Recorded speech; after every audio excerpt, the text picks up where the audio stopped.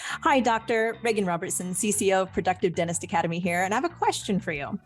Are you finding it hard to get your team aligned to your vision, but you know you deserve growth just like everybody else? That's why we've created the PDA Productivity Workshop. For nearly 20 years, PDA workshops have helped dentists just like you align their teams, get control of scheduling, and create productive practices that they love walking into every day. Just imagine how you will feel when you know your schedule is productive, your systems are humming, and your team is aligned to your vision. It's simple, but it's not necessarily easy. We can help. Visit productivedentist.com/workshop. That's productivedentist.com/workshop to secure your seats now. Most dentists, we're engineers. We like everything has to be step by step by step by step. And that dentist does a beautiful job clinically because everything has to be done in a sequence. And the problem is that about 80% of their patients are really not engineers. Hello, everyone. This is Dr. Bruce B. Baird, and you're listening to the Productive Dentist Podcast. In this podcast, I will give you everything that I've learned over the last 40 years in dentistry, working with thousands of dentists. I'll tell you, it's not that my way is the only way. It's just one that has worked extremely well for me, and I'd love to share that with you so you too can enjoy the choices and lifestyle that productivity allows. More time for things you love, increased pay, better team relationships, and lowered stress. Let's get into it with this week's episode of the Productive Dentist Podcast.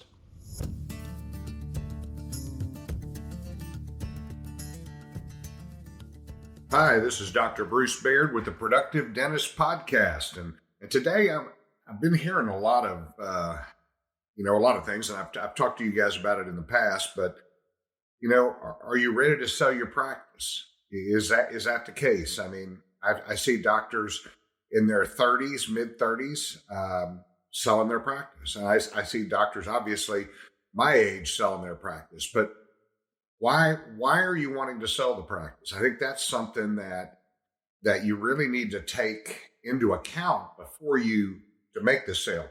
Is your practice value where you want it? Are you unhappy with dentistry? Is there something about dentistry that's making you unhappy? And I'm probably going to do a series on this over the next few podcasts because there are different reasons that people sell. And the first thing that I'm going to look at is, what if you're unhappy in dentistry? Now, if that's a physical problem, I certainly understand that you're going to be ready to sell your practice or find an opportunity to bring other dentists into your practice. I've got a good friend who had a physical problem, and he's done very well from the business aspect.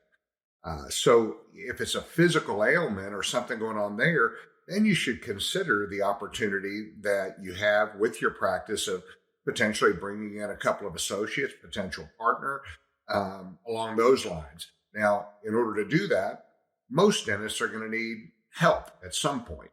And what I like to look at is the thought process of getting your business set up like a real true business. And that's one of the things that Productive Dentist Academy has been doing for 18 years. So, if that's your realm, and we work with several docs who have had some physical ailments that had precluded them from continuing to practice. So, and then we've helped grow their business, and they continue to reap the benefits financially of having that practice in play.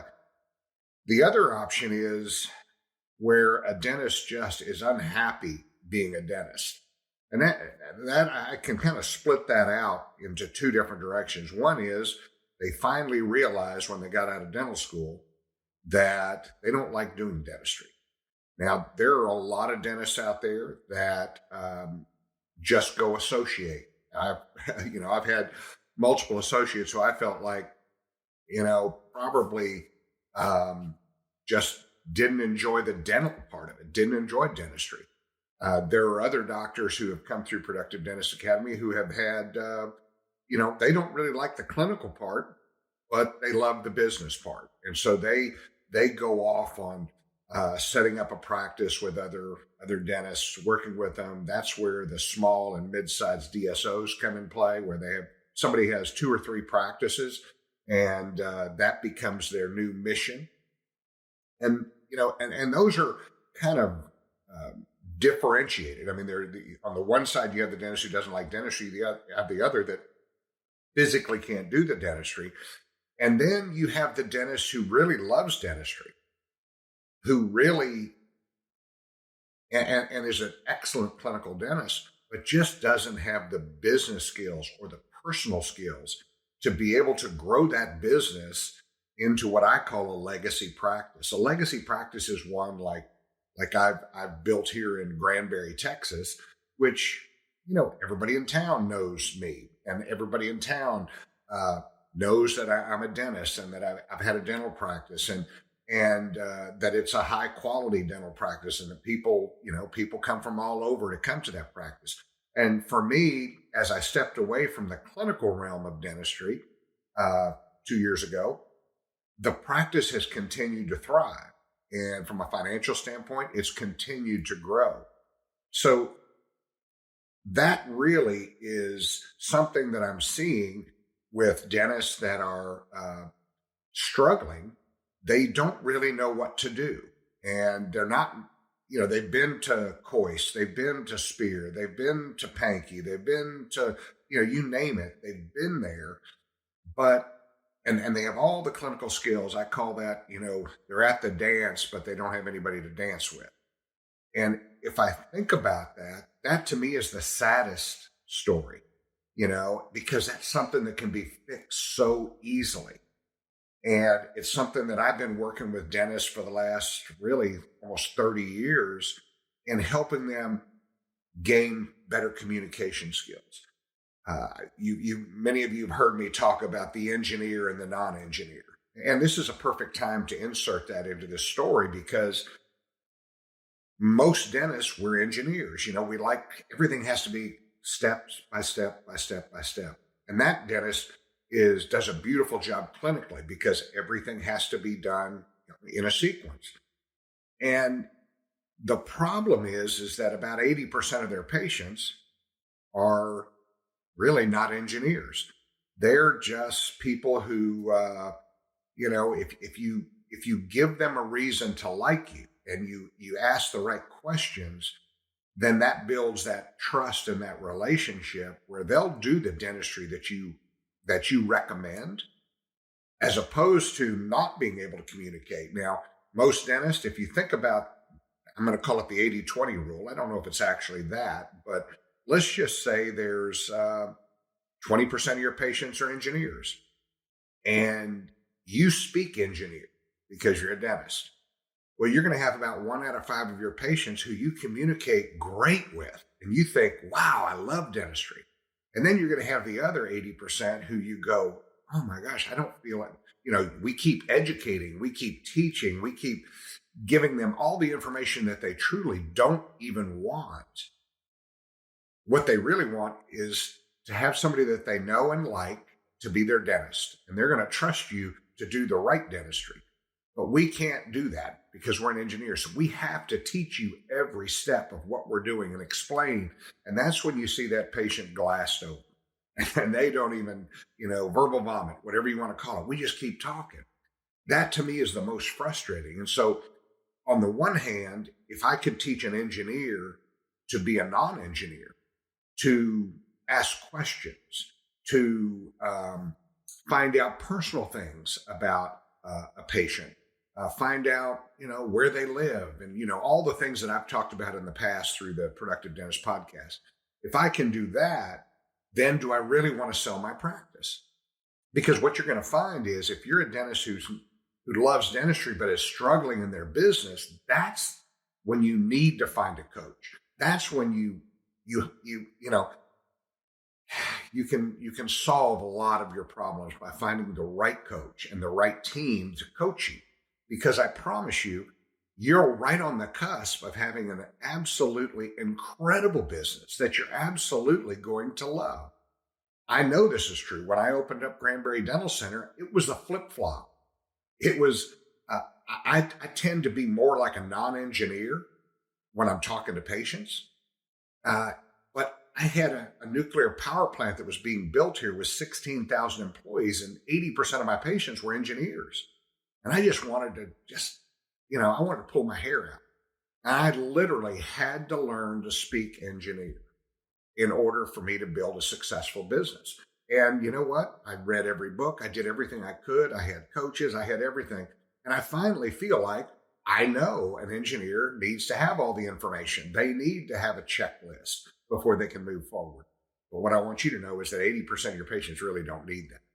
And so that's another area where Productive Dentist Academy really has, we've dedicated 18 years to teaching the non-engineer to speak, the engineer to speak non-engineer. I mean, we really have worked hard at that. And today, Productive Dentist Academy has changed our focus a little bit. We're always going to continue to teach communication skills. But what we're doing now is, and we've always taught, let me help you increase your productivity per hour. And that's what many of you have seen us talking about over and over and over again. And we know how to do that. And that's fairly easy. Now we've turned our focus into not just increasing your productivity, but increasing the practice value, meaning your EBITDA. So, many people, and we have doctors coming to us, probably 15 offers a month come to Productive Dentist Academy, meaning a dentist has gotten an offer from a DSO or gotten an offer that somebody wants to buy their practice. And most of the time, a DSO is going to come in, look at all of your information, and we willingly give them everything. And we say, here's my tax returns, here's all of our books, here's everything. And they tell you what your EBITDA is. And then they make an offer. We're going to give you a 5x multiple of your EBITDA, which that's great, if the EBITDA is correct. And that's something I'm going to talk about in the next podcast that we do in part 2 of this, because you really need to be ready. The other thing is, what age are you? Are you ready to get out of dentistry? Are you selling because it's retirement time? You've done well financially, and you want to reap the benefits of that? Great.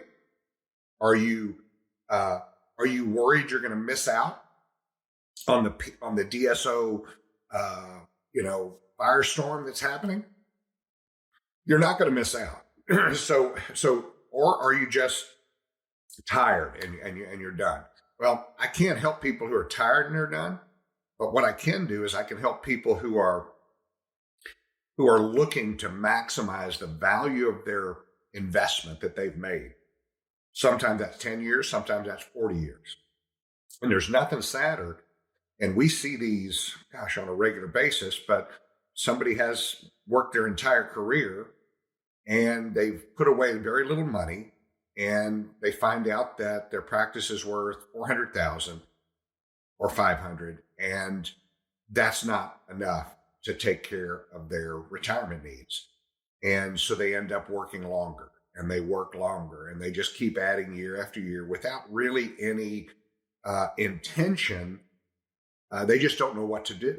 They're thinking, well, I really would like to make this, be able to retire. But that's why 95% of dentists out there don't even retire at their pre-retirement income.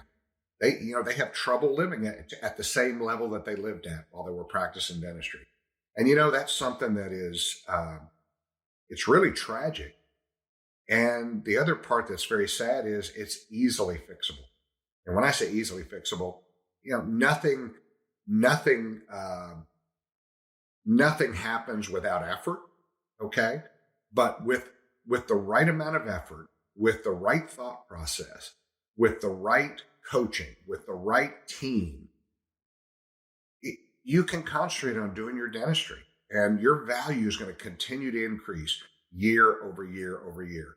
So, the next part of this, I'm going to talk specifically about EBITDA and how we grow EBITDA and how that works. And whether you're ready to sell or not sell, please reach out to us, and we can give you some ideas to increase the value of your business. because that ultimately, when the time runs out in your career, and it does run out, it just kind of happens quickly. You want to be poised and positioned to reap the benefits, maximum value for your business, maximum value for your team members that you're going to be leaving behind. All of these things are critically important. So again, thank you guys for voting us the number 3 podcast out of the 69 dental podcasts that are out there. Please tell your friends about the Productive Dentist podcast, and I look forward to next time. Thank you for joining me for this episode of the Productive Dentist Podcast. If you found this episode helpful, make sure you subscribe. Pass it along to a friend. Give us a like on iTunes and Spotify, or drop me an email at podcast@productivedentist.com. Don't forget to check out other podcasts from the Productive Dentist Academy at productivedentistpodcast.com. Join me again next week for another episode of the Productive Dentist Podcast.